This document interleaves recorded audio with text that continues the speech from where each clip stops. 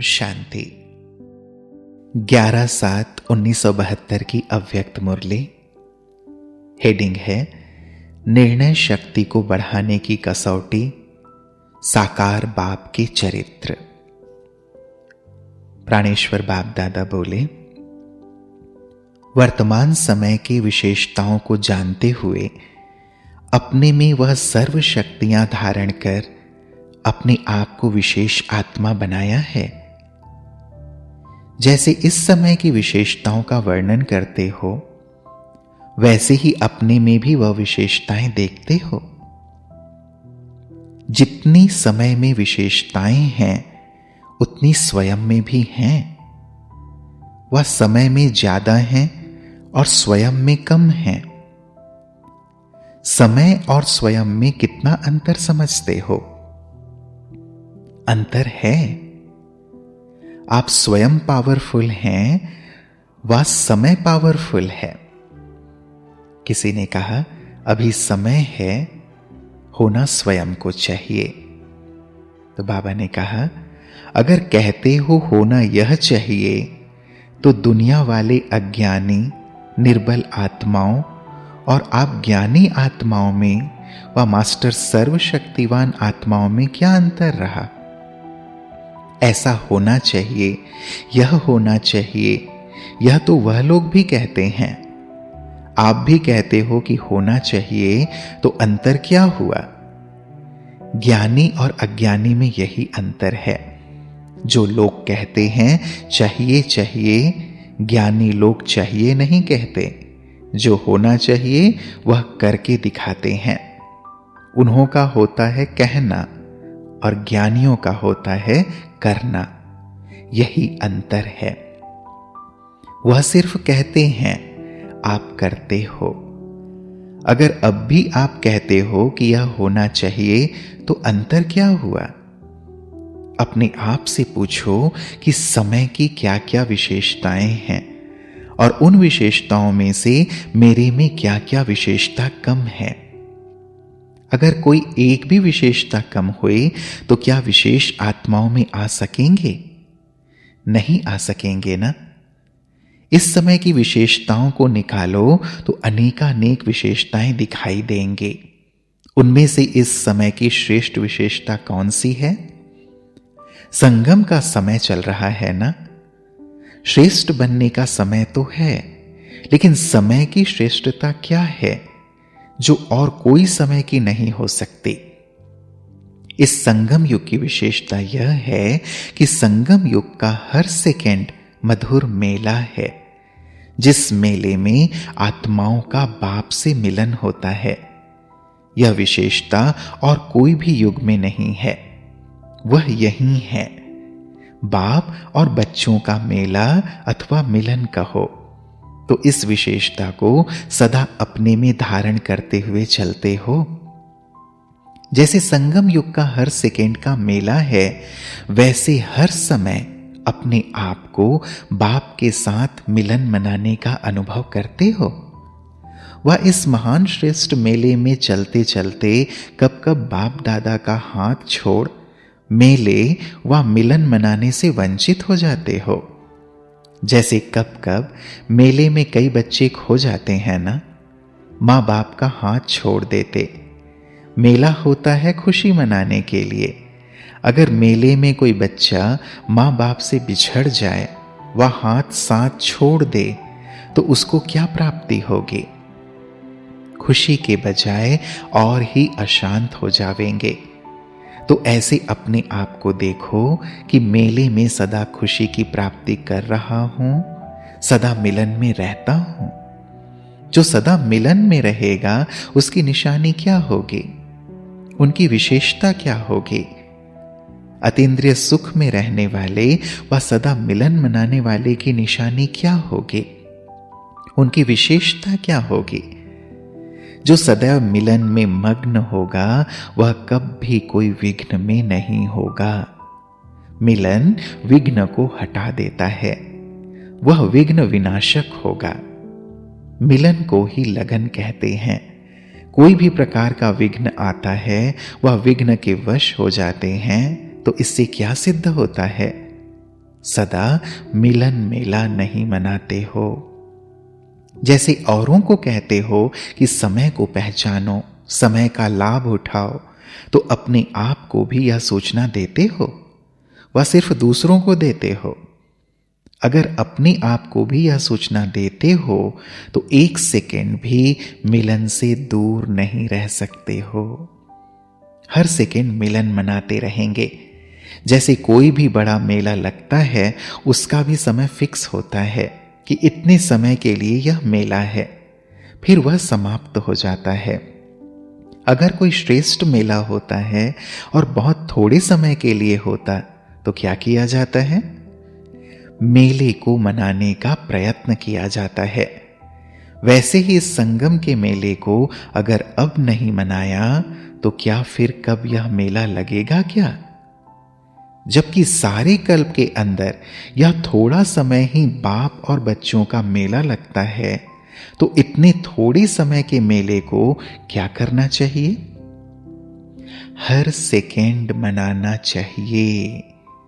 तो समय की विशेषता को जानते हुए अपने में भी वह विशेषता धारण करो, तो स्वतः ही श्रेष्ठ आत्मा बन जावेंगे। लक्ष्य तो सभी का श्रेष्ठ आत्मा बनने का है ना। लक्ष्य श्रेष्ठ बनने का होते हुए भी पुरुषार्थ साधारण क्यों चलता है? लक्ष्य श्रेष्ठ है तो फिर लक्षण साधारण आत्मा का क्यों? इसका कारण क्या है? लक्ष्य को ही भूल जाते हो। लक्ष्य रखने वाले फिर लक्ष्य को भूल जाते। कोई भी विघ्न का निवारण करने की शक्ति कम क्यों है? इसका कारण क्या? निवारण क्यों नहीं कर सकते हो? निवारण न करने के कारण ही जो लक्ष्य रखा है, इसको पा नहीं सकते हो। तो निवारण करने की शक्ति कम क्यों होती? श्रीमत पर चलने वाले का तो जैसा लक्ष्य वैसे लक्षण होंगे। अगर लक्ष्य श्रेष्ठ है और लक्षण साधारण है, तो इसका कारण? क्योंकि विघ्नों को निवारण नहीं कर पाते हो। निवारण न करने का कारण क्या है? किस शक्ति की कमी है? निर्णय शक्ति। यह ठीक है, जब तक निर्णय नहीं कर पाते तब तक निवारण नहीं कर पाते। अगर निर्णय कर लो तो निवारण भी कर लो, लेकिन निर्णय करने में कमी रह जाती है। और निर्णय क्यों नहीं कर पाते हो? क्योंकि निर्विकल्प नहीं होते। व्यर्थ संकल्प विकल्प बुद्धि में होने कारण, बुद्धि क्लियर न होने कारण निर्णय नहीं कर पाते हो, और निर्णय न होने कारण निवारण नहीं कर पाते। निवारण न कर सकने कारण कोई ना कोई आवरण के वश हो जाते। निवारण नहीं तो आवरण अवश्य है। तो अपने निर्णय शक्ति को बढ़ाने लिए सहज साधन कौन सा दिया हुआ है? जैसे सोने को परखने के लिए कसौटी को रखा जाता है, इससे मालूम हो जाता है कि सच्चा है व झूठा है। ऐसे ही निर्णय शक्ति को बढ़ाने के लिए आपके सामने कौन सी कसौटी है?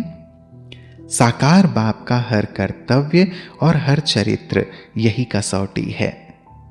जो भी कर्म करते हो, जो भी संकल्प करते हो, अगर इस कसौटी पर देख लो कि यह यथार्थ है व यह अयथार्थ है, व्यर्थ है व समर्थ है, इस कसौटी पर देखने के बाद जो भी कर्म करेंगे वह सहज और श्रेष्ठ होगा।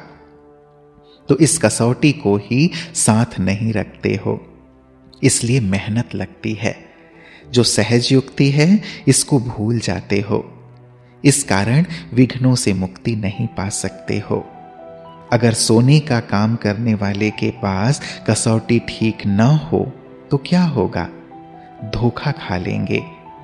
ऐसे ही अगर यह कसौटी सदा साथ स्मृति में न रखते हो तब मुश्किल अनुभव करते हो। है तो सहज न, फिर मुश्किल क्यों हो जाता? क्योंकि युक्ति को यूज नहीं करते हो।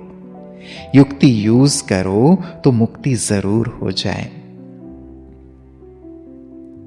चाहे संकल्पों के तूफान से, चाहे कोई भी संबंध द्वारा व प्रकृति व समस्याओं द्वारा कोई भी तूफान व विघ्न आते हैं, तो उससे मुक्ति ना पाने का कारण युक्ति नहीं, युक्ति युक्त नहीं बने हो। जितना योग युक्त युक्ति युक्त होंगे, उतना सर्व विघ्नों से मुक्त जरूर होंगे।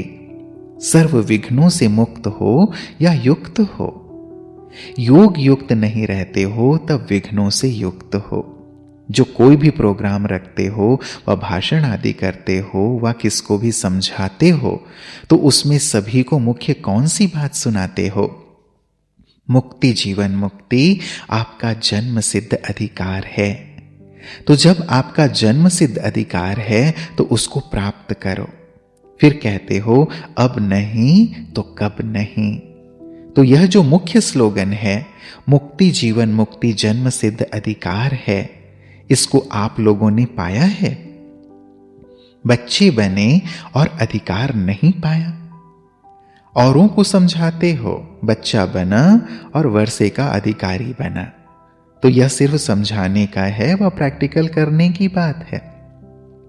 लायक बनना दूसरी बात है, लेकिन मुक्ति जीवन मुक्ति का वर्षे मिल गया है वह नहीं मिला है, यहां ही पा लिया है। वह मुक्ति धाम में मुक्ति और स्वर्ग में जीवन मुक्ति लेना है। भविष्य में तो मिलना है, लेकिन भविष्य के साथ साथ अभी मुक्ति जीवन मुक्ति नहीं मिली है। जब बाप अभी मिला है तो वर्षा भी अभी मिला है। भविष्य के दिलासे पर चल रहे हो क्या? किसी ने कहा चेक मिला है। बच्चों को चेक नहीं दिया जाता। बच्चे तो बाप के हर चीज पर अधिकारी होते हैं। अधिकारी को चेक का दिलासा नहीं दिया जाता। तो प्रैक्टिकल जो वर्षा है वह अभी प्राप्त होता है। जीवन बंध के साथ ही जीवन मुक्त का अनुभव होता है। वहां तो जीवन बंध की बात ही नहीं, वहां तो सिर्फ उसी प्रारब्ध में होंगे। मुक्ति धाम के मुक्ति का अनुभव जो अभी कर सकते हो वह वहां नहीं कर सकेंगे। तो यह नहीं समझना कि मुक्ति जीवन मुक्ति का जन्म सिद्ध अधिकार भविष्य में पाना है। नहीं, जब से बच्चे बने तो वर्षा भी पा लिया है। बाकी रहा आज्ञाकारी, वफादार, फर्मा बरदार कहां तक बनते हो वह नंबर। वर्षे के अधिकारी तो बन जाते हो। उस वर्षे को जीवन में धारण करके उससे लाभ उठाना वह हरेक की अवस्था पर है। वर्षा देने में बाप कोई अंतर नहीं करता है। लायक और नालायक बनने पर अंतर हो जाता है। इसलिए कहा कि जन्म सिद्ध अधिकार अपने आप में सदा प्राप्ति करते हो। सदा मुक्त रहना चाहिए ना।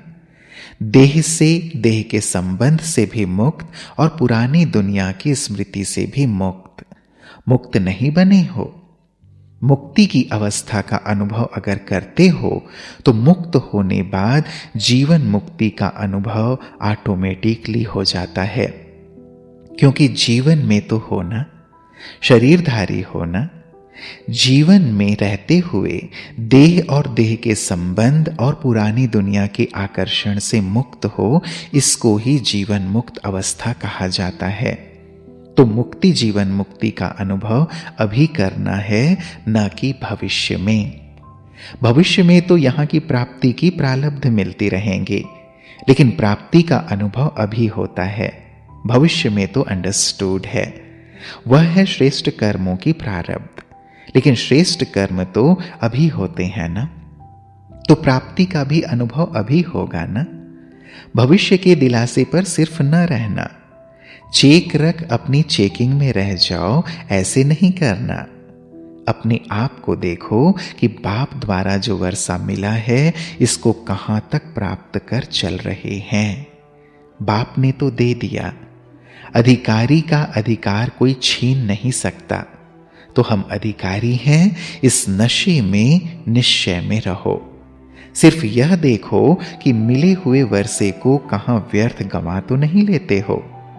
ऐसे कई बच्चे होते हैं जिनको मिलता बहुत है लेकिन गंवाते भी बहुत हैं। गंवाने कारण मिलते हुए भी भिखारी रह जाते, अधिकारी होते भी अधीन बन जाते हैं। जब अधिकार न होगा तो जरूर अधीनता होगी। विघ्नों के अधीन हो जाते हो ना, क्योंकि अधिकार को नहीं पाया है।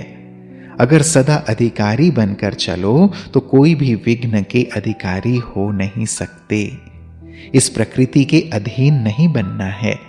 जैसे बाप प्रकृति को अधीन कर आता है, अधीन नहीं होता, वैसे ही इस देह व जो भी यह प्रकृति है उसको अधीन कर चलना है, न कि अधीन। अच्छा, कलाबाजी का खेल देखा। भट्ठी वालों ने आज कलाबाजी अच्छी दिखाई। अभी समाप्ति में सभी कमजोरियां भी समाप्त हो जावेंगे ना, फिर यह कलाबाजी तो नहीं खेलेंगे ना।